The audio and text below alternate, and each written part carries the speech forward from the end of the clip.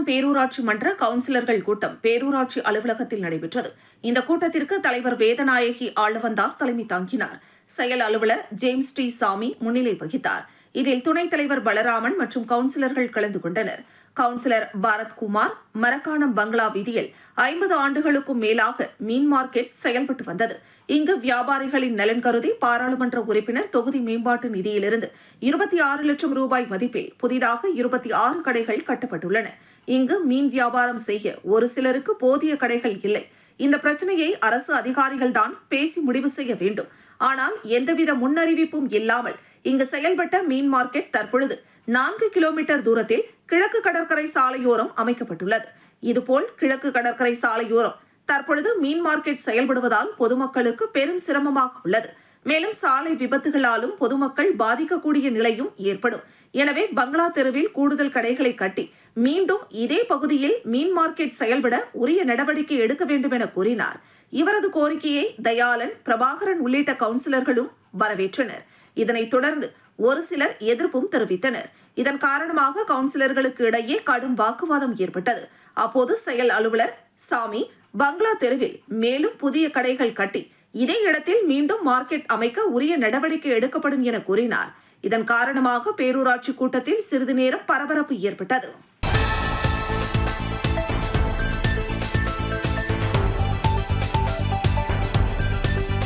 அரியலூர் மாவட்டம் செந்துறை அடுத்த குறிஞ்சிக்குளம் கிராமத்தில் மிகவும் பிரசித்தி பெற்ற அருள்மிகு திரௌபதி அம்மன் கோவிலின் தீமிதி திருவிழா வெகு விமரிசையாக நடைபெற்றது. இதில் ஏராளமான பக்தர்கள் கலந்து கொண்டு தீமிதித்து தங்களது நேர்த்திக் கடனை நிறைவேற்றினர். இதில் பெரியவர்கள், சிறியவர்கள், ஆண்கள் மற்றும் பெண்கள் தங்களது குழந்தைகளை தோளில் சுமந்து தீமிதித்து நேர்த்திக் கடனை நிறைவேற்றினர். இக்கோவிலில் இந்த திருவிழா சில நாட்களுக்கு முன்பு கோலாகல கொடியேற்றத்துடன் துவங்கிய திருவிழாவை முன்னிட்டு தினமும் சிறப்பு அபிஷேக ஆராதனைகளும் திரௌபதி அம்மன், தர்மர், பீமன், அர்ஜுனர், நகுலன், சகாதேவன், கிருஷ்ணர், அரவன் ஆகிய தெய்வங்களுக்கு வண்ண மலர்களால் அலங்காரம் செய்யப்பட்டு வீதி உலாவும் நடைபெற்றது. இவ்விழாவில் புகழ்பெற்ற பூசாரிகளை கொண்டு மகாபாரதம் கதை படித்து தர்மர் பிறப்பு, அர்ஜுனன் பிறப்பு, அம்மன் பிறப்பு, அர்ஜுனன் வில் வளைத்தல், அர்ஜுனன் மாடு விரட்டுதல், திரௌபதி திருமணம், பூச்செறிதல், அரவான் கடபலி உள்ளிட்ட 18 நாட்கள் நடந்த மகாபாரத போர் தினத்தை மண்டகப்படியாக அந்த கிராமத்தை சேர்ந்த ஒவ்வொரு வகையராக்களும் திருவிழாவாக கொண்டாடி இறுதி நாளன்று திரௌபதி அம்மனுக்கு வேண்டுதல் படி தீ மிதித்து நேர்த்திக் கடனை நிறைவேற்றினர்.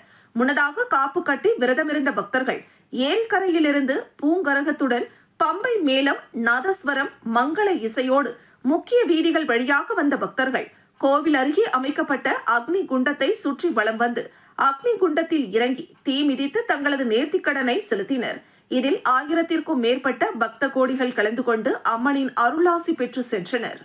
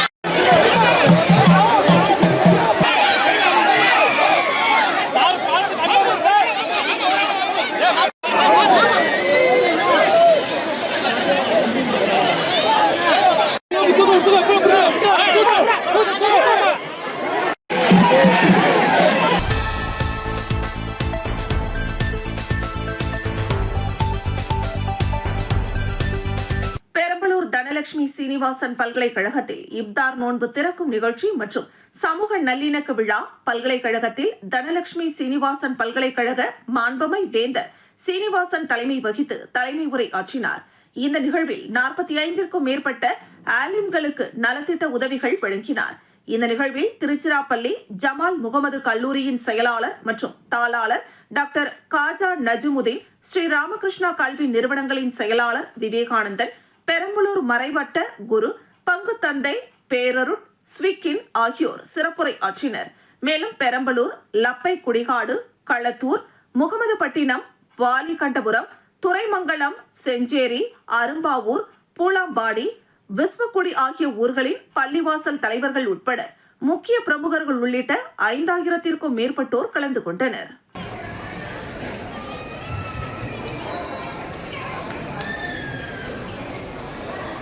அனைத்து விதமான மக்களும் எந்தவித மத, மொழி, இன பாகுபாடின்றி அனைத்து விதமான மக்களும் அவர்களுடைய அனைத்து வசதிகளையும் செய்து கொடுத்து உயர் கல்விக்கு தேவையான ஆசை இருக்க வேண்டும் என்பதுதான் நம்முடைய மாண்புமிகு வேந்தர் ஐயா கொண்ட ஒரே ஆசை.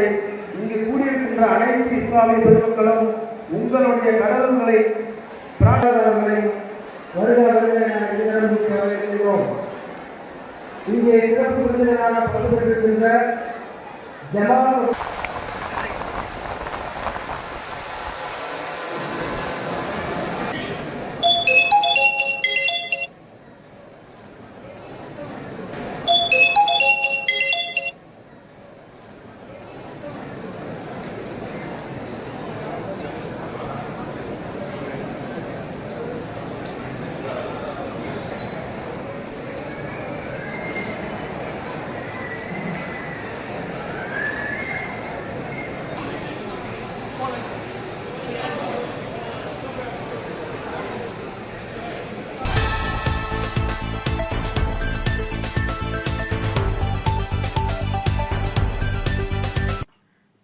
அருகே உள்ள வாலிகண்டபுரம் கிராமத்தில் வசித்து வருபவர் சையத் ஜபார், மனைவி தாராபி.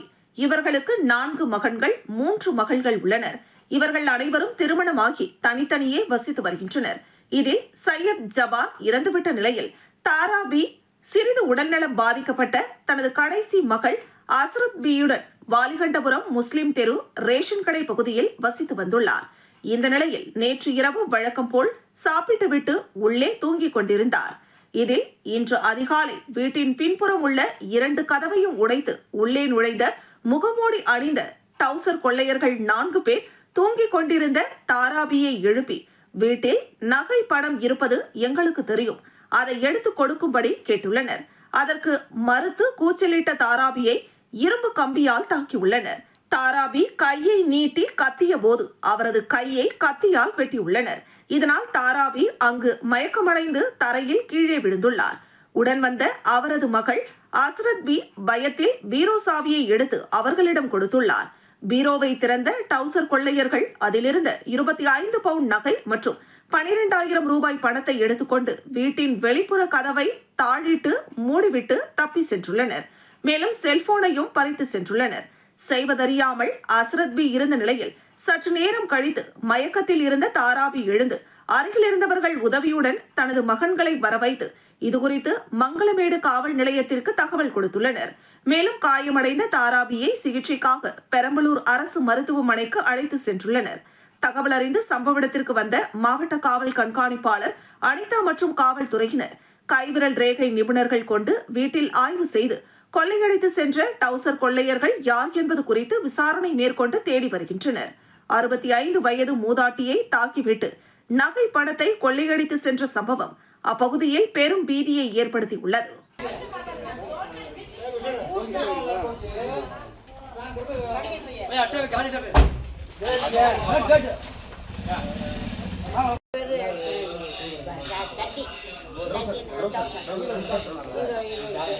ரெண்டு பேர் வந்து சிறை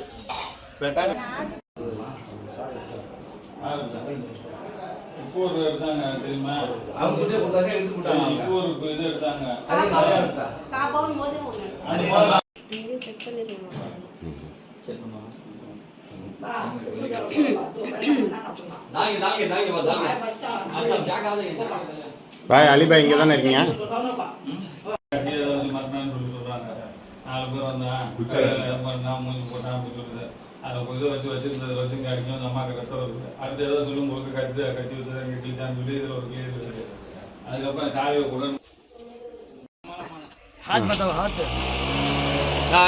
நீங்க மட்டும் தான் தனியா படுத்துனீங்களாமா? உள்ளார புள்ள போட்டேன். அது ரூம்ல நான் வெளியே ஹால்ல.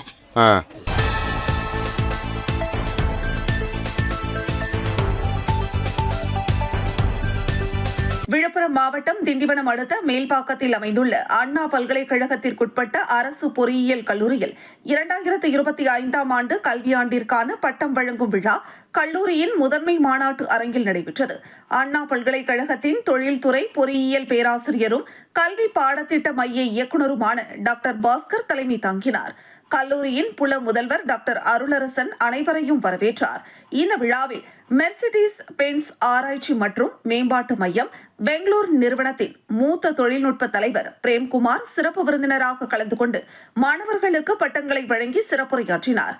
2021 முதல் 2025ஆம் கல்வியாண்டில் சிவில் பொறியியல், கணினி அறிவியல் மற்றும் பொறியியல், தகவல் தொழில்நுட்பம் உள்ளிட்ட துறைகளில் பயின்ற 187 மாணவ மாணவிகள் பட்டங்கள் பெற்றனர். இதில் சிவில் பொறியியல் துறை மாணவி சரஸ்வதி அண்ணா பல்கலைக்கழகத்தின் தங்க பதக்கத்துடன் பட்ட சான்றிதழை பெற்றார். இதில் கல்லூரி பேராசிரியர்கள், மாணவர்கள், பெற்றோர்கள் கலந்து கொண்டனர். இந்த விழாவிற்கான அனைத்து ஏற்பாடுகளையும் கல்லூரி புல முதல்வர், கற்பித்தல் மற்றும் கற்பித்தல் அல்லாத பணியாளர்கள் செய்திருந்தனர்.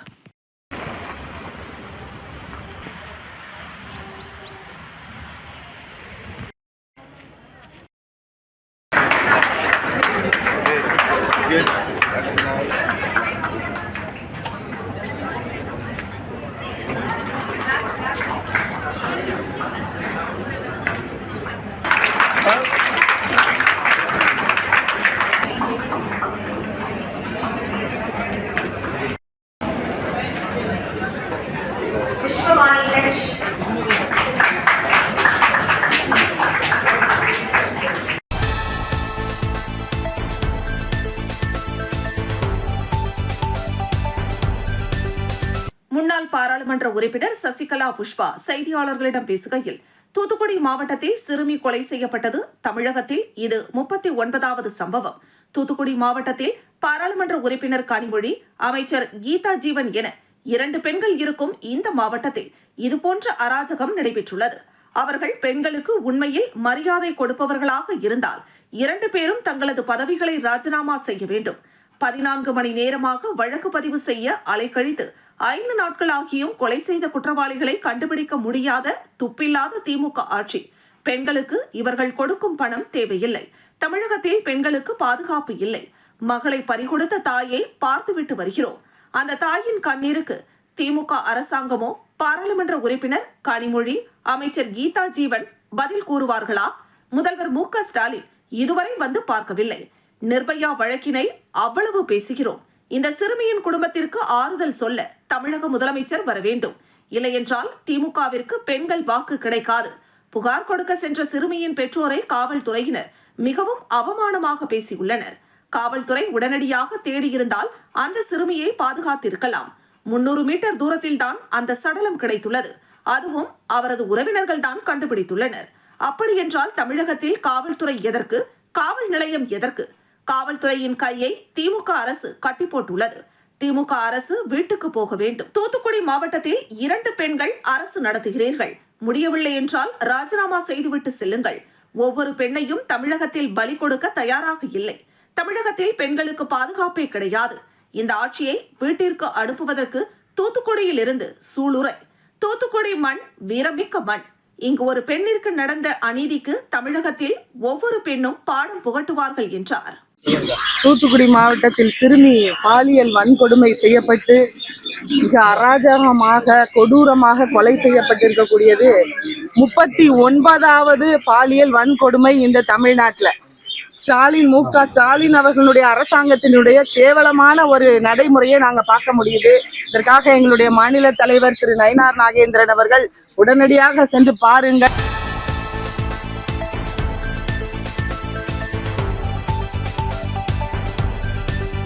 மார்ச் மாதம் 2வது வாரத்தில் உலக கண்ணீர் அழுத்த விழிப்புணர்வு தினமாக அனுசரிக்கப்பட்டு பல்வேறு விழிப்புணர்வு நிகழ்ச்சிகள் நடைபெறுவது வழக்கம். அதன் தொடர்ச்சியாக மதுரை தி ஐ ஃபவுண்டேஷன் கண் மருத்துவமனை சார்பாக அண்ணா நகரில் கண்ணீர் அழுத்த விழிப்புணர்வு பேரணி நடைபெற்றது. கண்ணீர் அழுத்த நோய் உலக அளவில் மக்களிடம் சரி செய்ய முடியாத பார்வை இழப்பிற்கு மிக முக்கியமான காரணமாக விளங்குகிறது. குளுக்கோமா பார்வையை மெதுவாக குறைய செய்யும். பெரும்பாலான மக்களுக்கு அந்த நோயால் எந்த அறிகுறிகளும் இருப்பதில்லை. எனவே சிறிது சிறிதாக பார்வை இழப்பு ஏற்படுகிறது. 40 வயதிற்கு மேற்பட்ட இந்திய மக்களின் 3% முதல் 5% வரை மக்களுக்கு குளுக்கோமா நோய் வருவதற்கான வாய்ப்பு இருக்கிறது. வருந்தத்தக்க விஷயம் யாதெனில் இதில் 50% மக்கள் மட்டுமே கண் பரிசோதனை செய்து கொள்கின்றனர். ப்ரெஷருக்கு வந்து ஆப்ரேஷன் பண்ணணும், அப்புறம் கேட்ராக்ட் பண்ணணும். கேட்ராக்ட் சேர்த்து இருக்கிறதுனால முதல்ல கேட்ராக்டு செய்யக்கூடாது, முதல்ல ப்ரெஷர் பண்ணணும் அப்படின்னு ப்ரெஷர் பண்ணாங்க. அது ஒரு 15 நாள் கொஞ்சம் கஷ்டமாக தான் இருந்தது. ஆனால் வழி இல்லாமல் இங்கே நிற்கிறதுக்கு பண்ணிட்டாங்க. இப்போ ஸ்மூத்தாக 15 நாள் போச்சு. ட்ராப்ஸு டெய்லி போடணும். நோய் வரதுக்கான வாய்ப்பு இருக்குன்றதுனால 40 வயதுக்கு மேற்பட்ட எல்லாருமே ஒரு தடவை கண் பரிசோதனை, நம்மளோட சைடு விஷன் குறைஞ்சிருக்கா அப்படின்றதுக்கான பரிசோதனைகளை கண்டிப்பாக பண்ணிக்கணும்.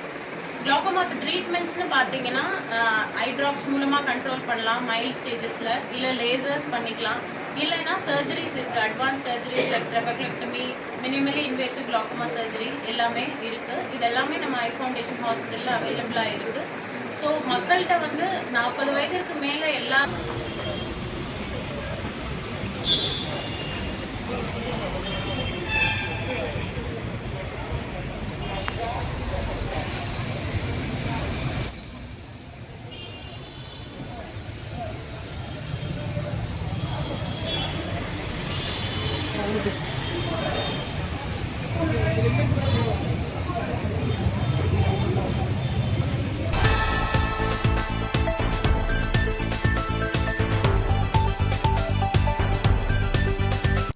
பள்ளி வரலாறு மீட்பு போராட்டம் தந்தி அலுவலகம் தமுக்கம் மைதானம் எதிரே மதுரை மாவட்ட முதன்மை கல்வி அலுவலகத்தில் 8 அம்ச கோரிக்கைகளை நிறைவேற்றிட மாபெரும் ஆர்ப்பாட்டம் நடைபெற்றது.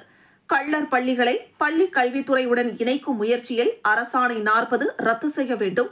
கள்ளர் பள்ளிகளில் உள்ள ஆசிரியர்கள் பற்றாக்குறையை சரி செய்து முன்பிருந்தது போல பணி நியமனங்களில் கள்ளர்களுக்கு முழுமையான முன்னுரிமை வழங்கப்பட வேண்டும். தமிழ்நாட்டில் உள்ள கள்ளர் சாரி நிலங்கள் முழுமையாக மீட்டெடுக்க வேண்டும். கள்ளர் சீரமைப்பு துறைக்கு முன்பிருந்தது போல தனி ஆட்சியாளர் நியமனம் செய்ய வேண்டும். TNT ஒற்றை சாதி சான்றிதழ் வழங்கி 1979க்கு முன்பிருந்த முழுமையான சலுகைகள் இந்த இன மக்களுக்கு வழங்கப்பட வேண்டும். பிறமலை கள்ளர்களுக்கு முன்பிருந்த கள்ளர் சொசைட்டிகள் மீண்டும் நடைமுறைப்படுத்தி செயல்படுத்திட வேண்டும். 1920 ஏப்ரல் 3 பெருங்காமன் நல்லூரில் நடைபெற்ற போரை மத்திய மாநில அரசுகள் வரலாறு பாடத்திட்டத்தில் சேர்க்க வேண்டும். கள்ளர் மாணவர்கள் விடுதியை சமூக நீதி விடுதி என்று மாற்றியதை மீண்டும் கள்ளர் விடுதி என்று மாற்ற வேண்டும்.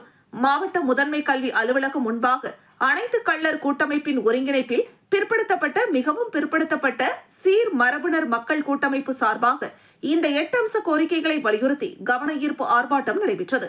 இதில் அகில இந்திய பார்வர்ட் பிளாக் மூவேந்தர் முன்னணி கழகம், முக்குளத்தோர் நல பாதுகாப்பு பேரவை, தமிழ்வேல் முன்னேற்ற கழகம், சுதந்திர புலி கட்சி, அனைத்து கள்ளழகர் கூட்டமைப்பு சார்பாகவும் பிற்படுத்தப்பட்டோர் மிகவும் பிற்படுத்தப்பட்டோர் சீர் மரபினர் பாதுகாப்பு கூட்டமைப்பு சார்பாகவும் போராட்டம் நடைபெற்றது.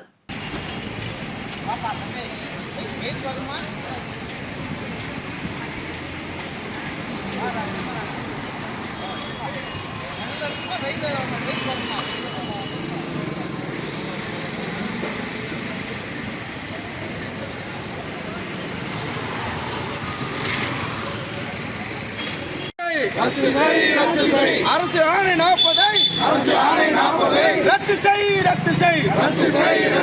தமிழக அரசு வஞ்சிக்காதே பூர்வகுடி மக்களை வஞ்சிக்காதே விடமாட்டோம் உரிமை பெறாமல் விடமாட்டோம் நேற்று உடனடியாக நடைமுறைப்படுத்தப்படுகிறது. பொய்யான போலியான வாக்குறுதிகளை ஒருபோதும் இந்த சமூக மக்கள் கூறுகுடி மக்கள் நம்ப மாட்டாங்க.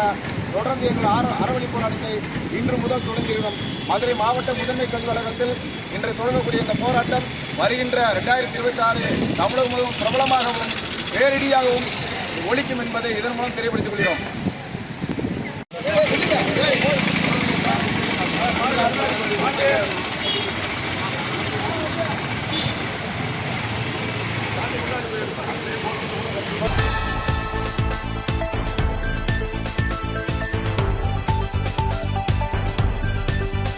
செங்கல்பட்டு மாவட்டம் தாம்பரம் மாநகராட்சிக்குட்பட்ட பம்மல் 1வது மண்டலம் 10வது வார்டு எம்ஜிஆர் சாலை மசூதி தெருவில் ஸ்ரீபெரும்புதூர் நாடாளுமன்ற உறுப்பினர் தொகுதி மேம்பாட்டு நிதியிலிருந்து 4 லட்சம் ரூபாய் மதிப்பீட்டில் அமைக்கப்பட்டுள்ள சிறு கோபுர மின் விளக்கு கல்வெட்டினை நாடாளுமன்ற உறுப்பினர் TR பாலு திறந்து வைத்து மின்விளக்கு ஒளிர்வினை துவக்கி வைத்தார்.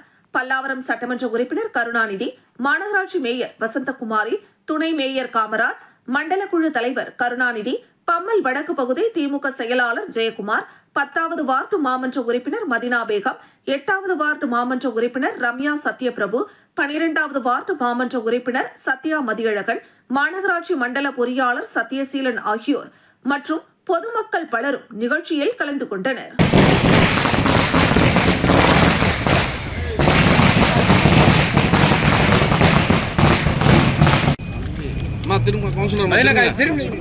பக்கத்துல நீ போன கிட்ட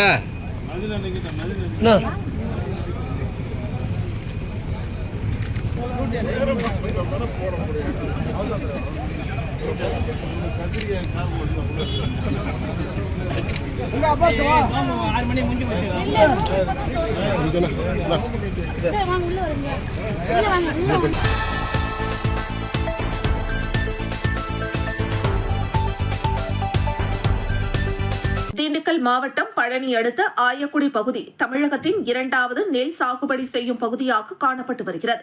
தொடர்ந்து இப்பகுதியில் அனைத்து வகையான நெல் வகைகள் அதிகமாக பயிரிடப்பட்டு அறுவடை செய்து வருகின்றனர். மேலும் தமிழகத்தில் தஞ்சாவூர் பகுதிக்கு அடுத்தபடியாக ஆயக்குடி பகுதியில் நெல் சாகுபடி அதிகமாக நடைபெற்று வருகிறது. இந்த நிலையில் தமிழக அரசு மற்றும் வேளாண்மை துறை சார்பாக இப்பகுதியில் நெல் கொள்முதல் நிலையம் அமைக்கப்படாததால் விவசாயிகள் கடும் வேதனை அடைந்து வருகின்றனர். தொடர்ந்து உற்பத்தி செய்யப்பட்ட நெல்லிற்கு உரிய விலை கிடைக்காததால் விவசாயிகள் கடுமையாக பாதிக்கப்பட்டு வருகின்றனர். நெல் உற்பத்தி செய்வதற்கு தேவையான மூலப்பொருட்கள் விலை அதிகப்படியாக காணப்பட்டு வருவதால் விவசாயிகள் கடுமையான சூழலுக்கு தள்ளப்பட்டு வருகின்றனர். தொடர்ந்து அதிகப்படியான செலவுகள் செய்து உற்பத்தி செய்யப்பட்ட நெல்லுக்கு உரிய விலை இல்லாததால் விவசாயிகள் கடும் பாதிப்புக்கு உள்ளாகி வருகின்றனர். மேலும் ஆயக்குடி பகுதியில் விவசாய துறையின் மூலம் பல ஆண்டுகளுக்கு முன்னர் நெல் கொள்முதல் நிலைய கட்டிடம் கட்டப்பட்டு இதுவரை திறக்கப்படவில்லை. தொடர்ந்து அதிகமாக நெல் விளையும் இப்பகுதியில் நெல் கொள்முதல் நிலையம் இல்லாததால் தனி நபர்களுக்கு குறைந்த விலையில் நெல் விற்பனை செய்யும் அவல நிலை ஏற்பட்டு வருகிறது. மேலும் நெல் நடவு செய்து போதிய வருமானம் இல்லாததால் விவசாய நிலங்கள் வீட்டுமனை பிரிவுகளாக மாற்றப்பட்டு வருகின்றன. உடனடியாக பழனி சட்டமன்ற உறுப்பினர் செந்தில்குமார் இந்த நிகழ்வில் தலையிட்டு ஆயக்குடி பகுதியில் விவசாயிகளின் நலன் காக்கும் விதமாக நெல் கொள்முதல் நிலைய கட்டிடத்தை மறுசீரமைப்பு செய்து நடைமுறைக்கு கொண்டு வர வேண்டும் என்று விவசாயிகள் மற்றும் சமூக ஆர்வலர்கள் கருத்து தெரிவித்து வருகின்றனர். மேலும் ஆயக்குடிக்கு அருகில் உள்ள பாலசமுத்திரம், நெய்க்காரப்பட்டி போன்ற பகுதிகளில் நெல் கொள்முதல் நிலையம் அமைக்கப்பட்டுள்ளது. ஆனால் அதிகப்படியாக நெல் விளையும் ஆயக்குடி பகுதியில் நெல் கொள்முதல் நிலையம் அமைக்க வேண்டும் என்று சமூக ஆர்வலர்கள் கேள்வி கணைகளை தொடுத்து வருகின்றனர்.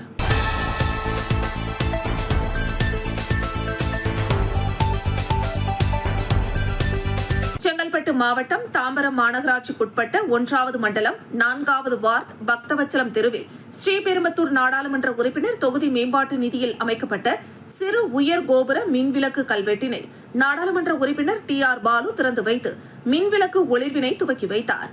பல்லாவரம் சட்டமன்ற உறுப்பினர் கருணாநிதி, மாநகராட்சி மேயர் வசந்தகுமாரி, துணை மேயர் காமராஜ், மண்டல குழு தலைவர் கருணாநிதி, மாமன்ற உறுப்பினர் சித்ரா தமிழ்குமரன், மாநகராட்சி மண்டல பொறியாளர் சத்யசீலன், பம்மல் வடக்கு பகுதி திமுக செயலாளர் ஜெயக்குமார் உள்ளிட்ட கட்சி நிர்வாகிகள், பொதுமக்கள் பலரும் கலந்து கொண்டனர்.